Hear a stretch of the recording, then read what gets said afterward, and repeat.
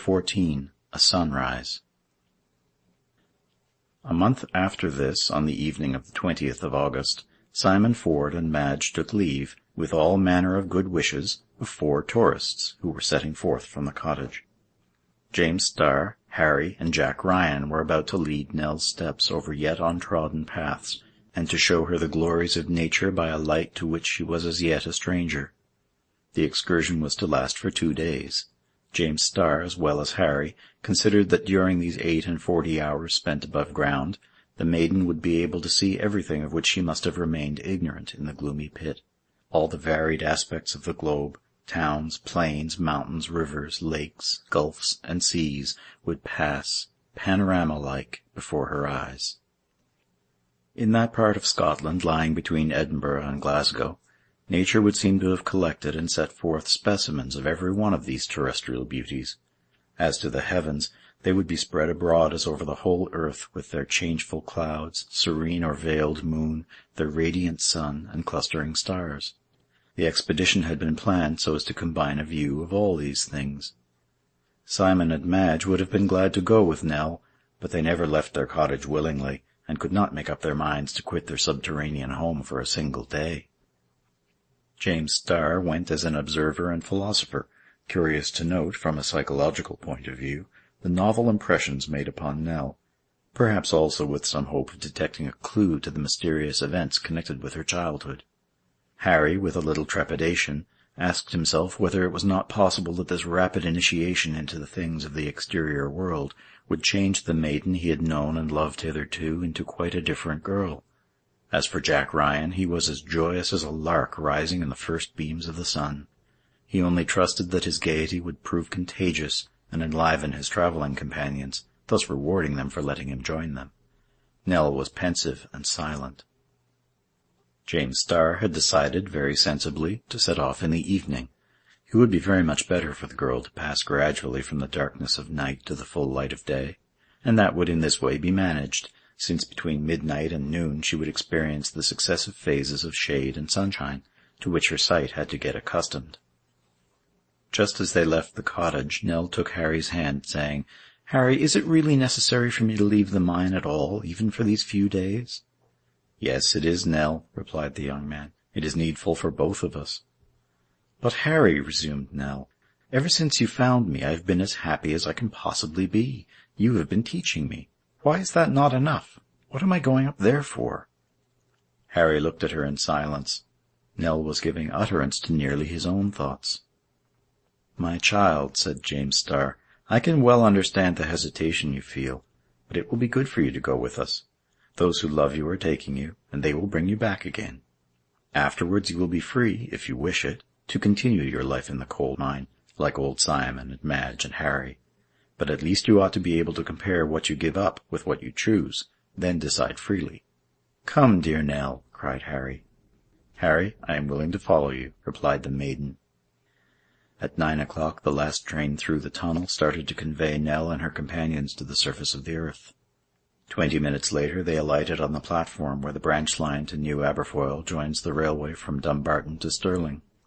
The night was already dark. From the horizon to the zenith, light vapory clouds hurried through the upper air, driven by a refreshing northwesterly breeze. The day had been lovely, the night promised to be so likewise. On reaching Stirling, Nell and her friends, quitting the train, left the station immediately. Just before them, between high trees, they could see a road which led to the banks of the River Forth.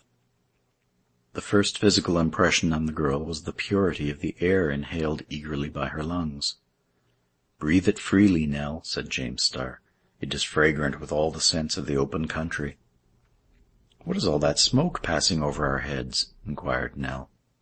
"Those are clouds," answered Harry, "blown along by the westerly wind." "Ah," said Nell, "how I should like to feel myself carried along in that silent whirl. And what are those shining sparks which glance here and there between rents in the clouds?" "Those are the stars I have told you about, Nell. So many suns they are, so many centres of worlds like our own, most likely." The constellations became more clearly visible as the wind cleared the clouds from the deep blue of the firmament. Nell gazed upon the myriad stars which sparkled overhead. "But how is it," she said at length, that if these are suns, my eyes can endure their brightness." "My child," replied James Starr, "they are indeed suns, but suns at an enormous distance. The nearest of these millions of stars, whose rays can reach us, is Vega, that star in Lyra which you observe near the zenith, and that is 50,000 millions of leagues distant. Its brightness, therefore, cannot affect your vision. But our own sun, which will rise tomorrow, is only distant 38 millions of leagues, and no human eye can gaze fixedly upon that, for it is brighter than the blaze of any furnace. But come, Nell, come." They pursued their way, James Starr leading the maiden, Harry walking by her side, while Jack Ryan roamed about like a young dog, impatient of the slow pace of his masters. The road was lonely. Nell kept looking at the great trees, whose branches, waving in the wind, made them seem to her like giants gesticulating wildly. The sound of the breeze in the tree-tops, the deep silence during a lull, the distant line of the horizon which could be discerned when the road passed over open levels, all these things filled her with new sensations and left lasting impressions on her mind. After some time she ceased to ask questions, and her companions respected her silence, not wishing to influence by any words of theirs the girl's highly sensitive imagination, but preferring to allow ideas to arise spontaneously in her soul. At about 11:30 they gained the banks of the River Forth. There a boat, chartered by James Starr, awaited them. In a few hours it would convey them all to Granton. Nell looked at the clear water which flowed up to her feet, as the waves broke gently on the beach, reflecting the starlight. "Is this a lake?" said she. "No," replied Harry. "It is a great river flowing towards the sea, and soon opening so widely as to resemble a gulf. Taste a little of the water in the hollow of your hand, Nell, and you will perceive that it is not sweet like the waters of Lake Malcolm." The maiden bent towards the stream, and, raising a little water to her lips, "This is quite salt," said she. "Yes, the tide is full. The sea water flows up the river as far as this," answered Harry. "Oh, Harry, Harry!" exclaimed the maiden. "What can that red glow on the horizon be? Is it a forest on fire?" "No, it is the rising moon, Nell." "To be sure, that's the moon," cried Jack Ryan. "A fine big silver plate, which the spirits of air hand round and round the sky to collect the stars in, like money." "Why, Jack," said the engineer, laughing, "I had no idea you could strike out such bold comparisons." "Well, but, Mr. Starr, it is a just comparison. Don't you see the stars disappear as the moon passes on? So I suppose they drop into it. What you mean to say, Jack, is that the superior brilliancy of the moon eclipses that of stars of the 6th magnitude, therefore they vanish as she approaches." "How beautiful all this is," repeated Nell again and again, with her whole soul in her eyes. "But I thought the moon was round." "So she is when full," said James Starr. "That means when she is just opposite to the sun. But tonight the moon is in the last quarter, shorn of her just proportions, and friend Jack's grand silver plate looks more like a barber's basin." "Oh, Mr. Starr, what a base comparison!" he exclaimed. "I was just going to begin a sonnet to the moon, but your barber's basin has destroyed all chance of an inspiration." Gradually the moon ascended the heavens. Before her light the lingering clouds fell away, while stars still sparkled in the west, beyond the influence of her radiance. Nell gazed in silence on the glorious spectacle. The soft silvery light was pleasant to her eyes, and her little trembling hand expressed to Harry, who clasped it, how deeply she was affected by the scene. "Let us embark now," said James Starr. "We have to get to the top of Arthur's Seat before sunrise." The boat was moored to a post on the bank. A boatman awaited them. Nell and her friends took their seats. The sail was spread. It quickly filled before the northwesterly breeze, and they sped on their way. What a new sensation was this for the maiden! She had been rowed on the waters of Lake Malcolm, but the oar, handled ever so lightly by Harry, always betrayed effort on the part of the oarsman. Now, for the first time, Nell felt herself borne along with a gliding movement, like that of a balloon through the air. The water was smooth as a lake, and Nell reclined in the stern of the boat, enjoying its gentle rocking. Occasionally the effect of the moonlight on the waters was as though the boat sailed across a glittering silver field. Little wavelets rippled along the banks. It was enchanting. At length Nell was overcome with drowsiness. Her eyelids drooped, her head sank on Harry's shoulder. She slept. Harry, sorry that she would miss any of the beauties of this magnificent night, would have aroused her. "Let her sleep," said the engineer. "She will better enjoy the novelties of the day after a couple of hours' rest." At 2 o'clock in the morning the boat reached Granton Pier. Nell awoke. "Have I been asleep?" inquired she. "No, my child," said James Starr. "You've been dreaming that you slept, that's all." The night continued clear. The moon, riding in mid-heaven, diffused her rays on all sides. In the little port of Granton lay 2 or 3 fishing boats. They rocked gently on the waters of the Firth. The wind fell as the dawn approached. The atmosphere, clear of mists, promised one of those fine autumn days so delicious on the sea-coast. A soft, transparent film of vapour lay along the horizon. The first sunbeam would dissipate it. To the maiden it exhibited that aspect of the sea which seems to blend it with the sky. Her view was now enlarged, without producing the impression of the boundless infinity of ocean. Harry taking Nell's hand, they followed James Starr and Jack Ryan as they traversed the deserted streets. To Nell, this suburb of the capital appeared only a collection of gloomy dark houses, just like Coaltown, only that the roof was higher and gleamed with small lights. She stepped lightly forward, and easily kept pace with Harry. "Are you not tired, Nell?" asked he, after half an hour's walking. "No, my feet seem scarcely to touch the earth," returned she. "The sky above us seems so high up, I feel as if I could take wing and fly." "I say, keep hold of her," cried Jack Ryan. "Our little Nell is too good to lose. I feel just as you describe, though, myself, when I have not left the pit for a long time." "It is when we no longer experience the oppressive effect of the vaulted rocky roof above Coaltown," said James Starr, "that the spacious firmament appears to us like a profound abyss into which we have, as it were, a desire to plunge. Is that what you feel, Nell?" "Yes, Mr. Starr, it is exactly like that," said Nell. "It makes me feel giddy." "Ah, you will soon get over that, Nell," said Harry. "You will get used to the outer world, and most likely forget all about our dark coal pit." "No, Harry, never," said Nell, and she put her hands over her eyes, as though she would recall the remembrance of everything she had lately quitted. Between the silent dwellings of the city, the party passed along Leith Walk, and went round the Calton Hill, where stood, in the light of the grey dawn, the buildings of the Observatory and Nelson's Monument.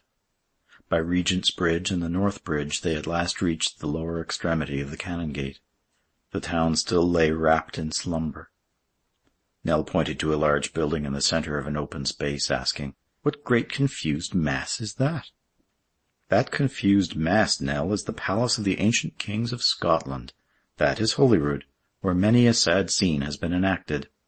The historian can here invoke many a royal shade, from those of the early Scottish kings to that of the unhappy Mary Stuart and the French king Charles X. When day breaks, however, Nell, this palace will not look so very gloomy. Holyrood, with its 4 embattled towers, is not unlike some handsome country house. But let us pursue our way. There, just above the ancient abbey of Holyrood, are the superb cliffs called Salisbury Crags. Arthur's Seat rises above them, and that is where we are going. From the summit of Arthur's Seat, Nell, your eyes shall behold the sun appear above the horizon seaward." They entered the King's Park. Then, gradually ascending, they passed across the Queen's Drive, a splendid carriageway encircling the hill, which we owe to a few lines in one of Sir Walter Scott's romances. Arthur's Seat is in truth only a hill, 750 feet high, which stands alone amid surrounding heights. In less than half an hour, by an easy winding path, James Starr and his party reached the crest of the crouching lion, which, seen from the west, Arthur's Seat so much resembles. There all 4 seated themselves, and James Starr, ever ready with quotations from the great Scottish novelist, simply said, "Listen to what is written by Sir Walter Scott in the 8th chapter of The Heart of Midlothian. If I were to choose a spot from which the rising or setting sun could be seen to the greatest possible advantage, it would be from this neighbourhood. Now watch, Nell, the sun will soon appear, and for the first time you will contemplate its splendour." The maiden turned her eyes eastward. Harry, keeping close behind her, observed her with anxious interest. Would the first beams of day overpower her feelings? All remained quiet, even Jack Ryan. A faint streak of pale rose tinted the light vapours of the horizon. It was the first ray of light attacking the laggards of the night. Beneath the hill lay the silent city, massed confusedly in the twilight of dawn. Here and there lights twinkled among the houses of the old town. Westward rose many hilltops, soon to be illuminated by tips of fire. Now the distant horizon of the sea became more plainly visible. The scale of colours fell into the order of the solar. Every instant they increased in intensity. Rose colour became red, red became fiery, daylight dawned. Nell now glanced towards the city, of which the outlines became more distinct. Lofty monuments, slender steeples emerged from the gloom. A kind of ashy light was spread abroad. At length one solitary ray struck on the maiden's sight. It was that ray of green which, morning or evening, is reflected upwards from the sea when the horizon is clear. An instant afterwards Nell turned, and pointing towards a bright, prominent point in the new town, "Fire!" cried she. "No, Nell, that is no fire," said Harry. "The sun has touched with gold the top of Sir Walter Scott's monument." And indeed, the extreme point of the monument blazed like the light of a pharos. It was day. The sun arose. His disk seemed to glitter, as though he indeed emerged from the waters of the sea. Appearing at first very large from the effects of refraction, he contracted as he rose, and assumed a perfectly circular form. Soon no eye could endure the dazzling splendor. It was as though the mouth of a furnace was opened through the sky. Nell closed her eyes, but her eyelids could not exclude the glare, and she pressed her fingers over them. Harry advised her to turn in the opposite direction. "Oh, no," said she, "my eyes must get used to look at what yours can bear to see." Even through her hands Nell perceived a rosy light, which became more white as the sun rose above the horizon. As her sight became accustomed to it, her eyelids were raised, and at length her eyes drank in the light of day. The good child knelt down, exclaiming, "O Lord God, how beautiful is thy creation!" Then she rose and looked around. At her feet extended the panorama of Edinburgh, the clear, distinct lines of streets in the new town, and the irregular mass of houses with their confused network of streets and lanes, which constitutes Auld Reekie, properly so called. Two heights commanded the entire city, Edinburgh Castle, crowning its huge basaltic rock, and the Calton Hill, bearing on its rounded summit, among other monuments, ruins built to represent those of the Parthenon at Athens. Fine roadways led in all directions from the capital. To the north, the coast of the noble Firth of Forth was indented by a deep bay, in which could be seen the seaport town of Leith, between which and this modern Athens of the north ran a street, straight as that leading to the Piraeus. Beyond the wide firth could be seen the soft outlines of the county of Fife, while beneath the spectator stretched the yellow sands of Portobello and Newhaven. Nell could not speak. Her lips murmured a word or two indistinctly. She trembled, became giddy, her strength failed her. Overcome by the purity of the air and the sublimity of the scene, she sank fainting into Harry's arms, who, watching her closely, was ready to support her. The youthful maiden, hitherto entombed in the massive depths of the earth, had now obtained an idea of the universe, of the works both of God and of man.